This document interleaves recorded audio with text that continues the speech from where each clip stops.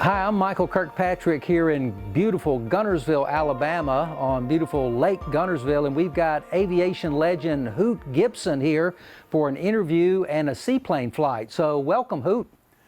Thank you, Michael. It's wonderful to be here. And yeah, I'm Robert Hoot Gibson, retired Navy captain and retired astronaut, and I love being here on Guntersville Lake. Great. Well, many people know your aviation history, but why don't you tell us about how you first got introduced to aviation?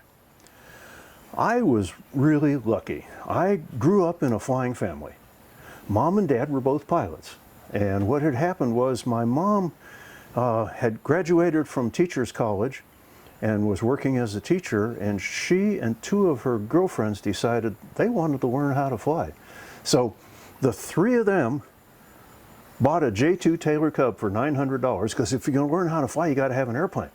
So they bought this airplane, and my mother was taking lessons, and that's where she met my dad, who was a flight instructor. So I grew up flying from the time I was an infant, literally from an infant. And my dad was the one who taught me how to fly, and I've been very fond of saying, if I have done well as an aviator, it's all because of Dad. He didn't just teach me how to fly, he taught me why. He told me all the aerodynamics and the structures and things that went behind that. So I've always said I owe so much of this to my dad. And how old were you when you earned your pilot's license? I soloed on my 16th birthday, which was the youngest that you could fly a powered plane. You could fly a glider earlier than that, which I wasn't flying gliders then, but I soloed on my 16th birthday, and then I had my private pilot's license when I was 17. And what kind of plane did you fly when you got your license? Most of the flying that I did to build up the time to get my license was in what we call a tail dragger, which is a conventional gear airplane that has a tail wheel and sits nose high, and two wheels in front and then one wheel at the tail. But to take the private pilot check ride, had to have a radio, and the airplane I had been flying didn't have a radio, and so I had to fly a Piper Colt, which is a tricycle gear, one wheel in front and two main wheels after that. So that was the airplane that I flew for my check ride to get the private license. A nice start in two classic aircraft. Yes. So why don't you tell us a little bit about your education on your way to becoming a naval fighter pilot? I knew, Michael, from the time I was about 10 years old, I want to be my dad. I want to be an aeronautical engineer and a test pilot, because that's what my dad was. And so that was my goal. And I tell young people all the time, you need to set goals for yourself. You know, if you don't know where you're going, any old road will get you there, but it might not be where you want to be. And so I wanted to be an aeronautical engineer and a test pilot. So I started in community college on Long Island, because my dad moved us around because he was rapidly moving up in the Federal Aviation Administration, the FAA. And so we happened to be on Long Island when I graduated from high school, so did 2 years of engineering science, and then transferred into the California University system and got my degree in aeronautical engineering. And this was in the 1960s when the Vietnam War was raging, and you either went into the military or you went into the military. And so I joined the Navy and got to go through Navy pilot training and learn all over again how to actually fly.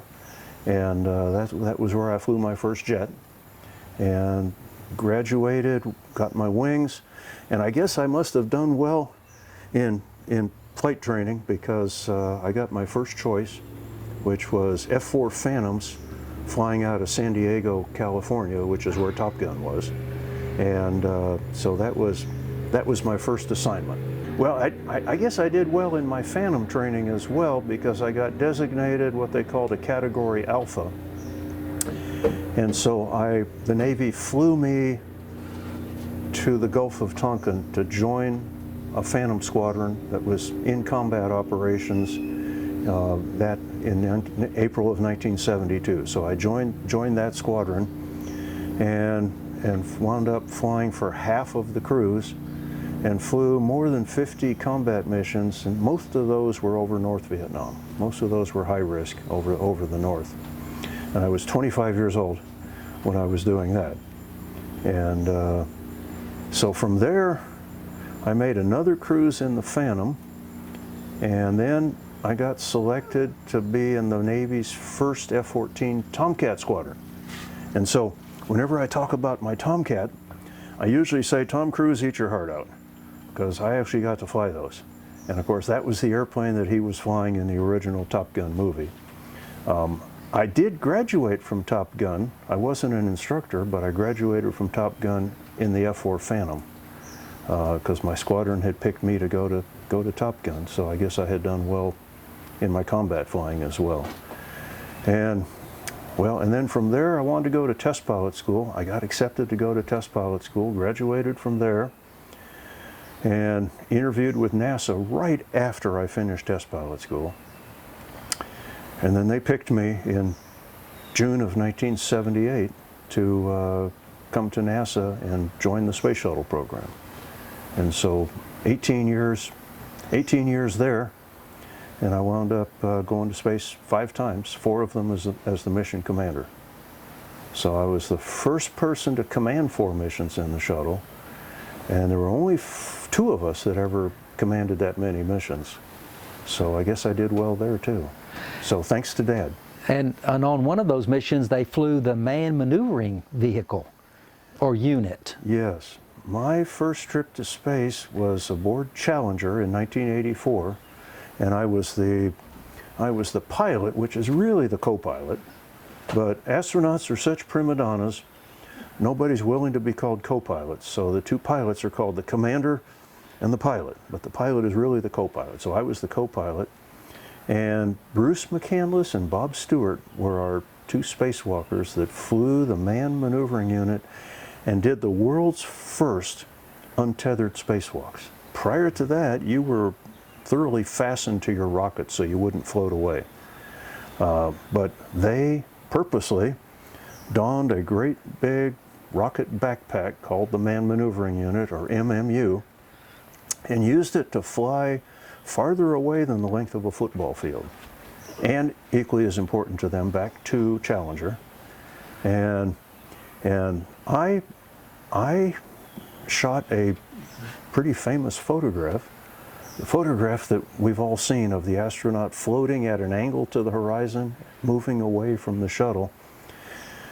I was the only person on the crew that had nothing to do during the spacewalk, so I was at the big window with a camera and shot those pictures. And it's funny, photos never say photo by Hoot. It says photo by NASA. So it never says photo by Hooter. It only says NASA photo.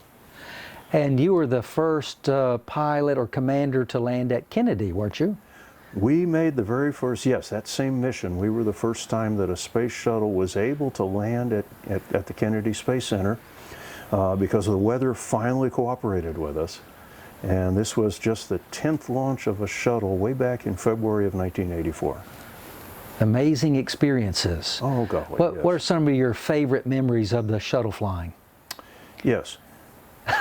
All of it. All of it, yes. And the trainer, how accurate was the shuttle trainer in flight characteristics to the actual orbiter? The best trainer that we had for landing the space shuttle, and it was interesting, a lot of people thought that the space shuttle was totally automated. It was not. It was flown by the crew. Now the launch was automated, although we could take over manual control if things went wrong. That never happened, nobody ever had to. But the re-entry was largely automated, but the commander, at about 50,000 feet on the way down, the commander would take manual control. And he or she, because we had female shuttle commanders as well, flew it the rest of the way down and made the landing. There was never an automatic landing. It was an interesting vehicle to land, and of course it's a glider. So you're going to get one try, and it better be good. And so we flew entries and landings in the shuttle simulator, but the best trainer we had was a modified Grumman Gulfstream II that had been modified significantly so that it could duplicate the way that the shuttle flew. And it flew through a digital computer that forced the Gulfstream II to fly exactly like the space shuttle. And it had modified the left cockpit into a space shuttle control stick, space shuttle display, space shuttle heads-up display, speed brake controller, rudder pedals, everything just like the shuttle. And it duplicated the shuttle perfectly. Everybody, after they flew their first actual landing in the shuttle, came back and said, don't change anything. It flies just like the Gulfstream. So that was by far our best training. Did you have any anxious moments on your 5 shuttle flights? You always had malfunctions. My third mission, I guess we probably had the most hazardous thing that ever happened to me. And that was during the launch, we were hit by debris that came from the right solid rocket booster. The nose cap of the right solid rocket booster had an ablative coating over it. And that ablative coating disintegrated in the launch and showered my right wing. And it had damaged more than 700 of our tiles. And unbeknownst to us, we were missing one tile entirely. And Mission Control didn't handle this very well. They thought we really didn't have any damage. They thought we were just seeing lights and shadows. We had the robot arm on board. And so we were able to take a look at our right wing. And this was a top secret classified mission, so Department of Defense didn't want any live TV coming down from it. They finally relented and said we could send down encrypted TV. And so we sent down encrypted TV, and apparently the resolution was so poor down on the ground that Mission Control concluded, Hoot's all messed up, that's not tile damage, he's just seeing lights and shadows. Well, wait a minute. On board, I'm not looking at encrypted TV, I'm looking at clean TV. And so I called the ground and I said, we're seeing a lot of tile damage on the right wing. That was pretty clear. They never told us that we don't think you're seeing tile damage, we think you're just seeing lights and shadows. If they had, I would have sent them clear TV. So they didn't do anything. They didn't believe us, but they never told us that they didn't believe us. So huge failure to communicate on the part of Mission Control. So all the way down on the re-entry, I was watching our elevons, because I knew, and those are our flight controls on a delta wing airplane. I knew what would happen is if we started to burn through on the right wing, the drag would go up and the left elevon would go down to create more drag. And if we ever saw that happening, I figured I might have 30 seconds to tell Mission Control what I thought of them. So all the way down, about every 2 minutes, I would say to my crew, the elevons look good. The elevons are evenly matched all the way down. And when we got on the ground, everyone was astounded. They looked at all that, we had more than 700 damaged tiles. And we had one tile totally missing, and we almost melted through in that one location. But there was an extra thick plate right there that had something to do, I think, with the L-band antenna. And that lasted long enough during the re-entry that we didn't quite burn through. And so someone, when we landed, had the nerve to say, why didn't you tell us about this? And I answered, I said, I did tell you. Why didn't you listen to me? So we had a bit of a close call on that one. And which orbiter was that? That was Atlantis. Amazing story. And if we had burned through and disintegrated like Columbia did many years later, this was very similar to what happened to Columbia, getting hit by debris. We were only the second launch after the Challenger accident. And Columbia broke up at Mach 17. When we were at Mach 17, or 17 times the speed of sound, we were over the North Pacific just south of the Aleutian Islands, because we were on a very high inclination orbit that took us way up over Russia, of course. And if we had burned through and disintegrated, we would have come down in the North Pacific Ocean. They wouldn't have found anything. And that would have been the end of us, but it would have been the end of the space shuttle program as well.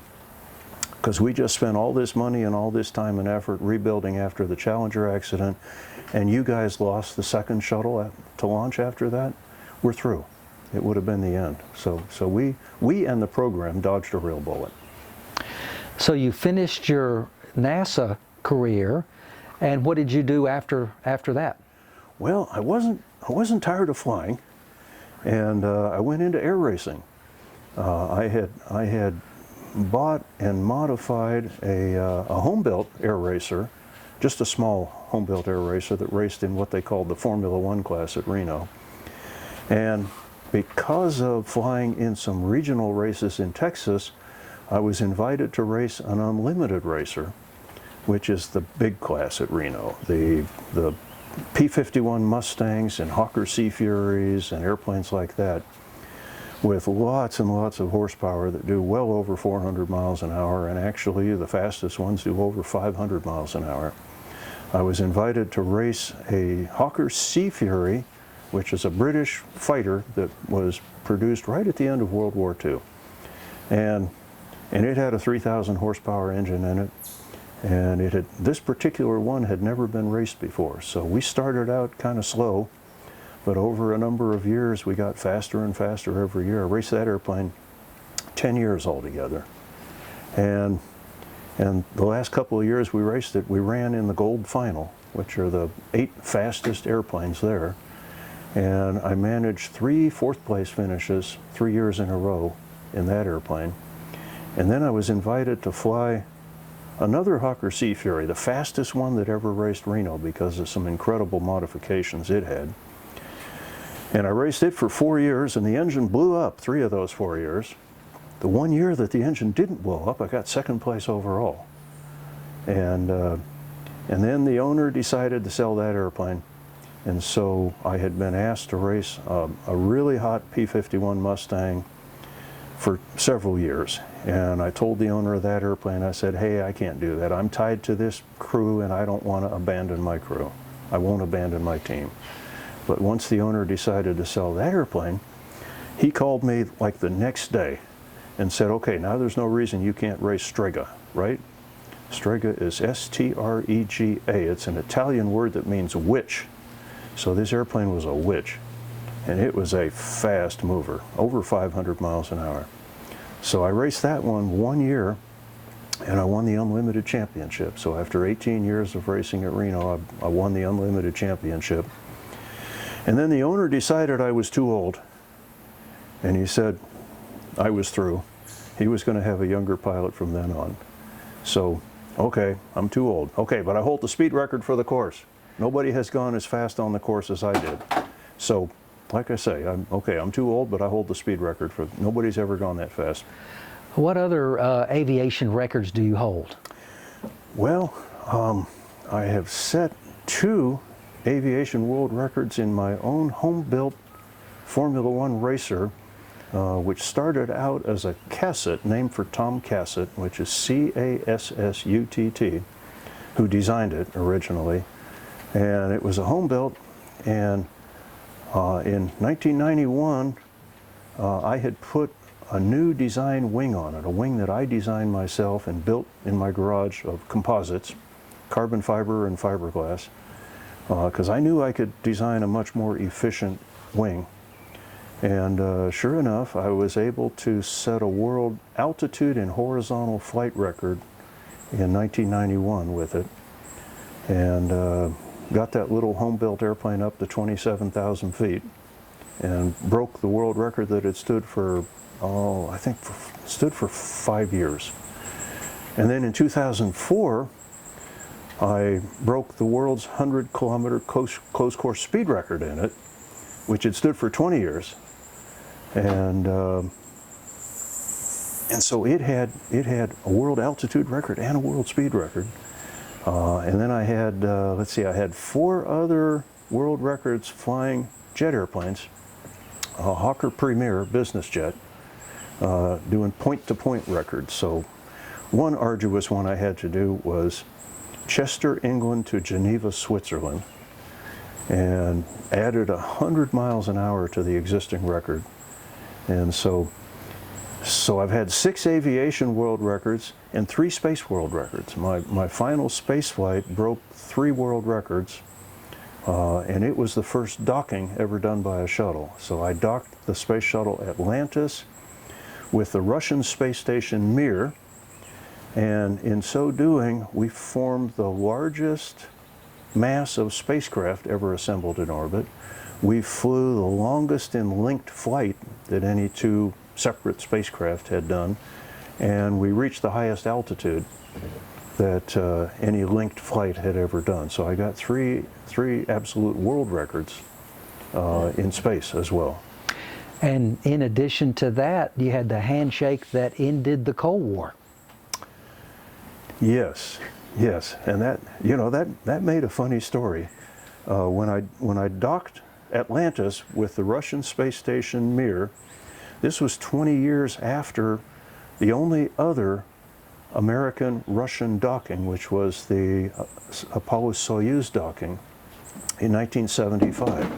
And the 2 commanders shook hands at the hatch, and so we were to repeat that. So I shook hands, opened the hatch, and I shook hands with Russian Air Force Colonel Vladimir Dezhurov, who had been a Russian MiG pilot, training to shoot me down all those years that I was training to shoot him down.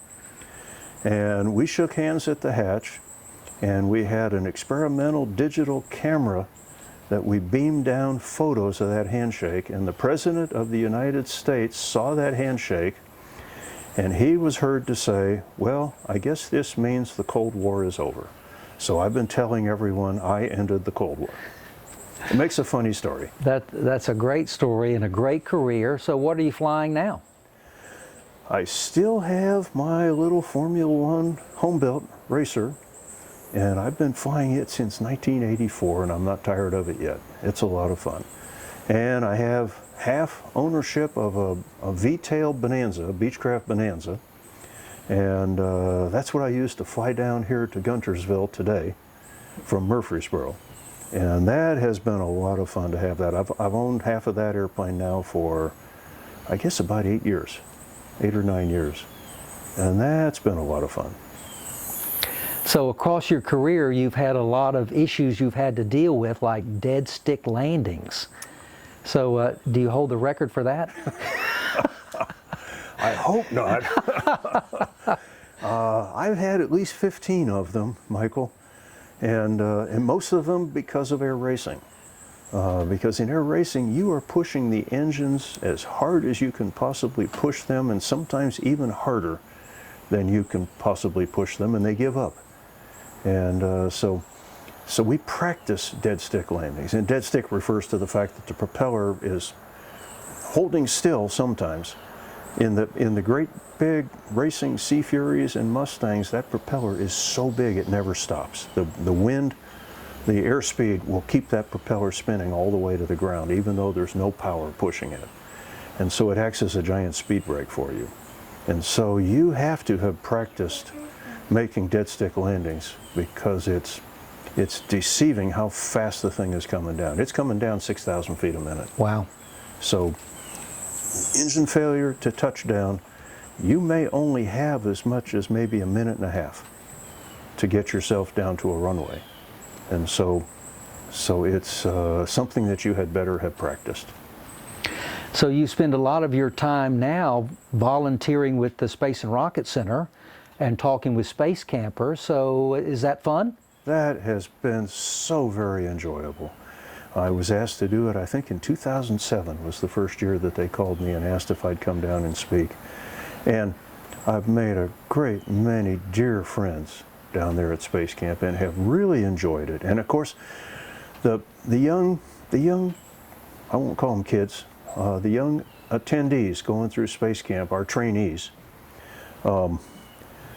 they think I'm a rock star down there because I'm a former astronaut, a 5-time shuttle astronaut. But it is a lot of fun to teach them and tell them some of my life secrets and some of the things they need to focus on. Like, have yourself a goal, know where you want to go with life, and go achieve that goal. And don't ever say, oh, I can't do that, they'll never pick me for it. Don't unpick yourself. So let them pass you over, but don't ever say, I can't do that. So set yourself a goal and go get it. Thank you for working with the young space camp trainees. What do you see ahead as mankind's space goals and objectives, and what we'll see over the next 25 to 50 years? Well, we want to go back to the moon and learn how to operate where we're only a couple days away. And NASA wants to send astronauts to Mars. I'd volunteer, but I think they're going to tell me, haven't you been greedy enough with 5 trips to space already? But don't unpick yourself. But don't unpick yourself. If they ever ask, I'll hold my hand up. But they might send you first. They're going to say, well, you know, you might be older than we would choose, but yeah, I won't unpick myself. Say, I've got more experience. Pick me. Got lots of experience. Yeah. Well, I guess I didn't mention, but I flew for 10 years for Southwest Airlines as a pilot. And there were a number of times when your passengers would be leaving the airplane and they would stop by the cockpit briefly and look in and say, okay, I always like to see a little bit of gray hair up here. And so maybe NASA should let me come back and fly again. Very good. Well, what an incredible career you have had, and what an honor it is to have you here in Guntersville, Alabama, and to have this interview. So thank you for all you've done and for all your generosity for the next generations and sharing your story. It's been a real pleasure, and it's been a real enjoyable life and a really enjoyable career, and I sometimes still pinch myself to believe I got to do all these things. So thank you for inviting me. Welcome. Well, Hoot, since we're celebrating the year of aviation at the U.S. Space and Rocket Center, let's go fly a seaplane. That's a great idea, and I've been privileged to be able to speak at Space Camp during this summer of aviation, and so yeah, let's go do that.